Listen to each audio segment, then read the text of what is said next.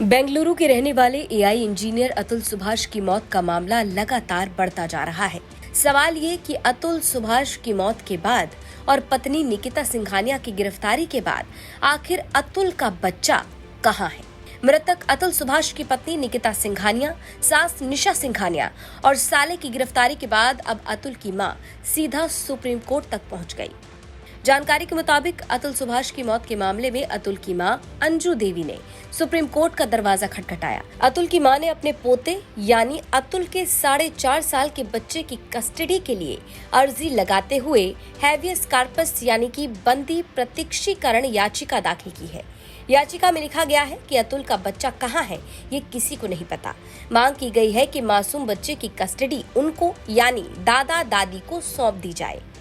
Supreme court ने बड़ा दखल देते हुए उत्तर प्रदेश, हरियाणा और कर्नाटक सरकार को इस हेबियस कॉर्पस याचिका पर नोटिस जारी कर उनका जवाब मांगा है। याचिकाकर्ता अतुल की मां ने अपने पोते यानी कि अतुल के 4.5 साल के बेटे की कस्टडी के लिए ये अर्जी लगाते हुए ये कहा है कि कस्टडी उस बच्चे की उन्हें दी जाए।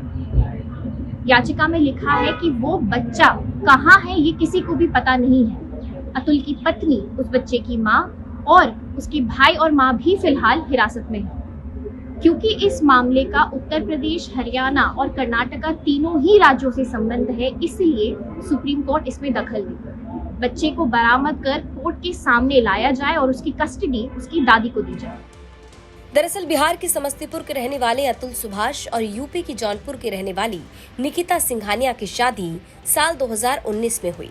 दावा है कि शादी के 2 साल बाद पत्नी निकिता ने अतुल के खिलाफ एक के बाद एक कई आरोप लगाए और कई केस दर्ज कराए। अतुल सुभाष ने वीडियो रिकॉर्ड कर पत्नी निकिता सिंघानिया और ससुराल वालों पर झूठे मुकदमे में फंसाने का आरोप लगाते हुए अपनी जान दे दी।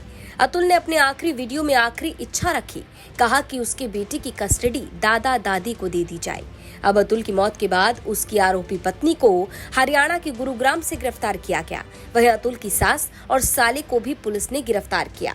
अब अतुल की मां अंजू देवी ने सुप्रीम कोर्ट में याचिका दाखिल कर अतुल के बेटे की कस्टडी मांगी है।